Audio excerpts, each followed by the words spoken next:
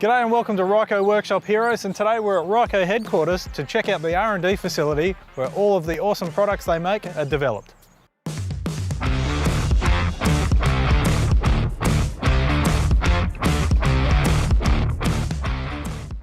Ah, there he is. Hey mate, how you going? Oh, this looks interesting. What's going on here? So we're 3D scanning an engine bay. This is part of the technology set we use to develop some of our 4x4 kits. As you're probably aware, fitting a catch can and a fuel water separator in a very full engine bay is very challenging, and so we try to make it as easy as we can for our customers by making a ready-to-fit bracket, hoses, fuel fittings, everything they need to get a couple of those crucial filters into the engine bay. And I mean, I have fitted a few of these now myself, and yeah, there's no modifications there, it just goes in and yeah, beautiful. Yeah, we don't like cutting, drilling and maiming vehicles. We just like our stuff to just slot straight in, line up with existing studs and weld nuts, and have moulded hoses that'll connect to the PCB and connect the fuel system. How much time goes into actually this process and getting this from that into like a CAD file? So once the engineer's happy with the scan, the level of detail, has picked up everything they want in the scan software, they then can transport that into CAD. Effectively use this to then line up those studs and weld nuts and the things that they want to connect to. And then by having this in CAD, can effectively design the brackets, position the fuel water separator, do it all virtually in here. So then after which they can then, well, if they're happy with the packaging, then they can go about making some prototypes. Yeah, cool. I mean, looks like you've still got a bit of work to do. So do you want to show me a little bit more about how you go from this to actually making a product? Absolutely. Cool. You lead the way. Come inside.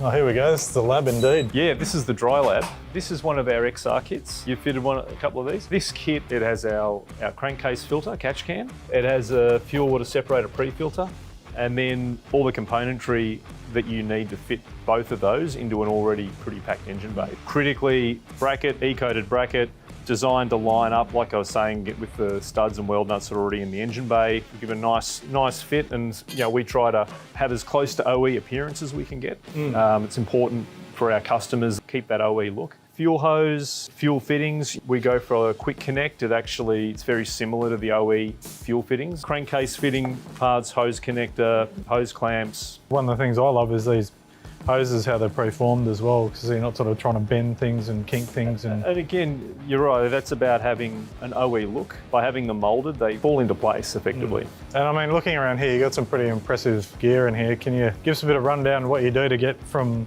that to this? Once we get the scan data off the engine, put that into CAD.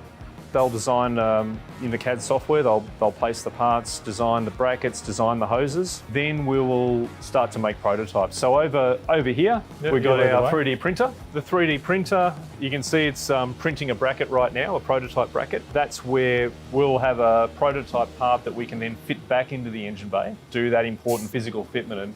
And that's obviously to make sure that the bracket's lining up for the right mounting points that we want to line up to.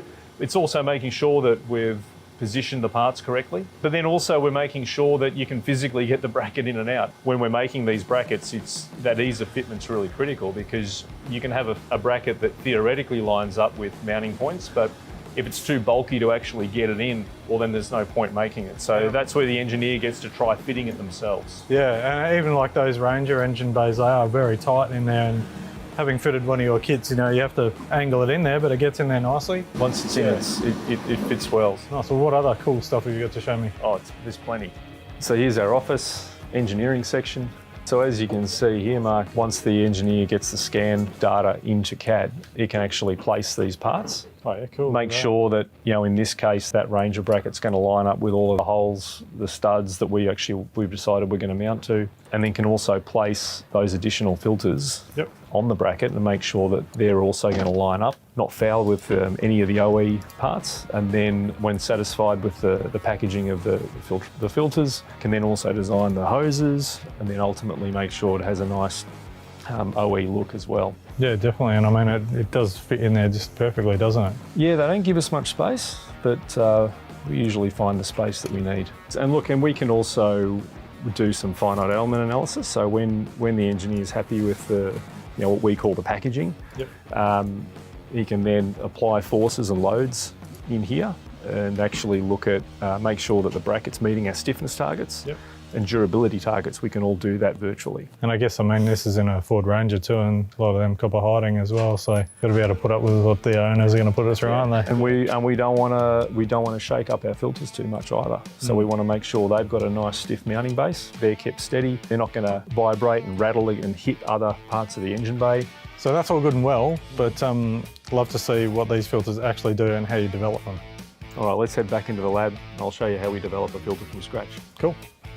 Step through to the wet lab. Nice. Wow, look at this machine. So Mark, this is the wet lab. This is where we test oil and fuel filters. Yeah, as we've been talking about, we want to be able to fit fuel water separator pre-filters like our Ryco Z980 and catch cans. This particular machine here, and Steve's responsible for testing all of our wet filters in Ryco. He's currently testing a Z980 fuel filter. We very much recommend that all four-wheel drives, any diesel vehicle has 2 stages of fuel filtration. Most commercial vehicles will have 2 stages of fuel filtration, and we think passenger diesels should also have 2 stages of fuel filtration with a very good water separator. Especially now with, we've had a lot of rain lately, diesel fuel quality at servos may be of concern. I guess humidity and stuff like that helps as well. High humidity areas, prolonged humidity, diesel absorbs water out of the air. And so anywhere where you're not confident about the fuel quality, anywhere where you like to actually use your 4x4 and take it off the beaten track, you probably want to have the peace of mind you've got a very good fuel water separator that'll stop any of that water that might get into your fuel tank. It'll stop it getting through to the factory filter and then your injection system. I guess this is all sort of just sitting here at the moment, but what goes on when it's running? So during this test, we're testing to an ISO standard here. This fuel filter is receiving a dosed injection of contaminated fluid. The way this rig works, it runs to an ISO schedule. What the machine's doing other than injecting dirty fluid is it's actually counting the size and the quantity of particles in the fluid. And it's doing that on the upstream and on the downstream of the filter. We don't want to just see the weight of the contaminant, that gets caught by the filter. What we're interested in is the particle size. So when this is running, what we can see is how many of each particle size, so everything from 4 through to 50 micron size particles. We see what's going into the filter and we see how many of those particles got through and what size of particles. Because whether we're talking about an oil filter or a fuel filter, a common rail diesel filter, the size of the particles really matter. But we can do all that in this rig. We can mount filters, multiple filters in series, or we can just test singular filters. We can also test everything up to including very large heavy duty oil filters, very small fuel filters, whatever we want to test, we can do it in here. Well, looks like Steve's got a bit of stuff to do, so we'll get out of his here and we'll move on. Okay. So what's in this one? All right, so in here, this is the other piece to that 4x4 accessory filtration. In this special room, this is where we test crankcase filters, so catch cans. Yep. We're one of the few development centres who's able to test catch can efficiency. Yep. So this rig will actually inject oil aerosol. This simulates an engine crankcase, and it'll emit between 0.2 and 2 micron droplets of oil as a vapour into the catch can, and then we're able to see what proportion of that oil is able to get through the catch can, how much the catch can captures. And that gives us a really good sense of its efficiency, overall efficiency. And I guess, some people may have seen the video we did where we actually took the entire inlet manifold off a Ranger, which was not a very high mileage car, and it was absolutely caked. It was amazing what gets in there and ends up staying in there. All right, what's next? All right, so over there we've just seen some fuel filtration testing and stuff like that, but obviously testing oil filters as well, and there's this range of Ryco filters. What's the difference and what suits what? So for most people, a typical Ryco red box will meet or exceed the OEM filter. Yep. And I heartily recommend to anyone that this is a very safe bet for their vehicle, that maybe they don't necessarily want to go to a dealership anymore, they'd like to use an independent workshop. Yep. This will absolutely match OE performance. However, you maybe have a vehicle that you'd like to extend the life of, or a vehicle that might maybe have some exceptional usage, that's where we offer an upgrade oil filter, Syntec, and that's where we have a full synthetic media. You'll notice a typical oil filter has this is a cellulose media. That's a more traditional oil media. Absolutely fine in matching OEM performance. Okay. But for anything beyond OEM, we actually offer a synthetic media. Now this media not only filters at an absolute level down to around 20 micron, it's still about 50% efficient at 5 micron. And those particles absolutely wear engines. If I could, I would create a 1 micron oil filter, but in the meantime, I'll offer the best filtration technology that currently exists in the world, and that's currently this synthetic oil media. The other party trick about this media is it is also very high flowing. So on our premium Syntex now, we utilise this high efficiency media, but we also encourage even more flow by using big intake ports. Yep.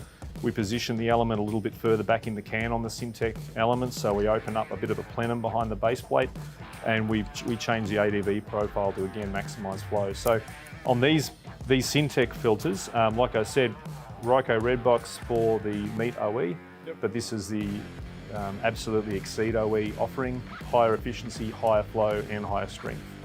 That base plate with the larger intake ports, it's also thicker than a standard oil filter. Okay. So we designed these to withstand all the Syntec filters to withstand that 3,000 to 4,000 kPa burst pressure, where a typical OE replacement filter is around that 2,000 kPa. We pitch these not just as an OE upgrade, but also good for racing and performance. Yep. In fact, the Z160 ST is currently doing fantastic service on a lot of the current 5 litre V8 supercars. Okay.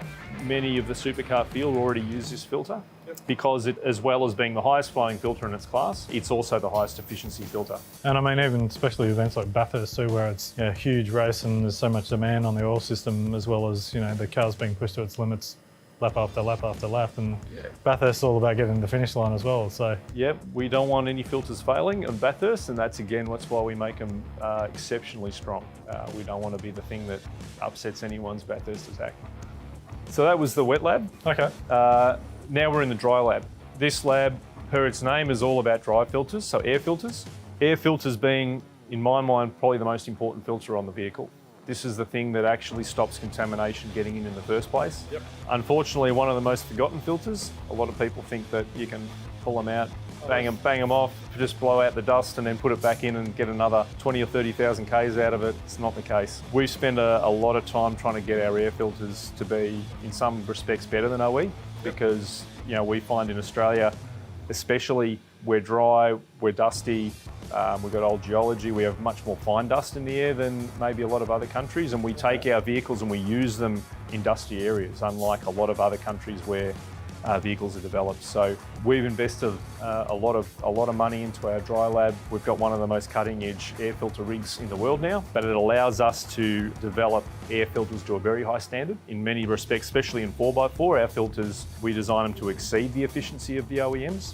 And that's not just our filtration efficiency, but also construction. We make our filters more robust. Yep. We make sure they seal very well to the airbox, and then they don't deflect once they're fitted and they're starting to load up. And I guess all this equipment here, this looks like sort of testing almost like an air filter dyno, really, isn't it? That's exactly what it is. This is a dyno for air filters. This rig allows us to achieve some pretty extraordinary flows, but it means that we can test everything from heavy duty truck filters. So at the moment we've got looks like a Kenworth truck filters currently on the rig. The amount of capacity this rig gives us, we can test very large air filters, we can do racing filters. Obviously we can do OE replacement 4x4 filters, whatever walks in the door, we can benchmark the OEM and then set out to meet or exceed it with our own product. And I guess what are the sort of data you get out of this machine and what does it do? So this machine, similar to what we do in the wet lab, it allows us to do gravimetric but also fractional efficiency. So this will run the standard ISO test, which is actually a gravimetric test. Yep.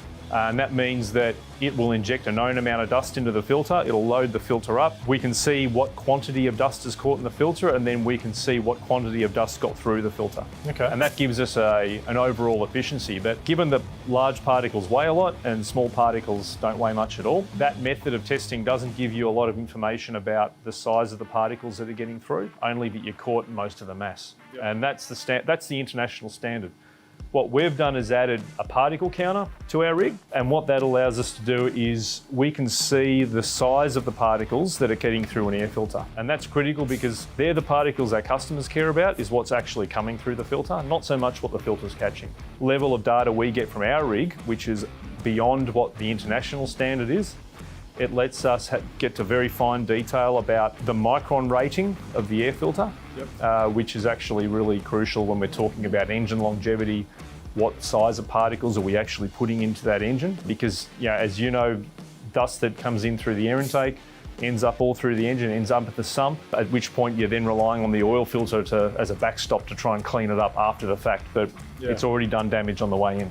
I mean, we test a lot of other aftermarket filters as well as OE, and look, they just don't perform. We're now developing, similar to the Syntec oil, we're now developing some high flow, high efficiency air filters, which will give people obviously that extended engine life that they're after.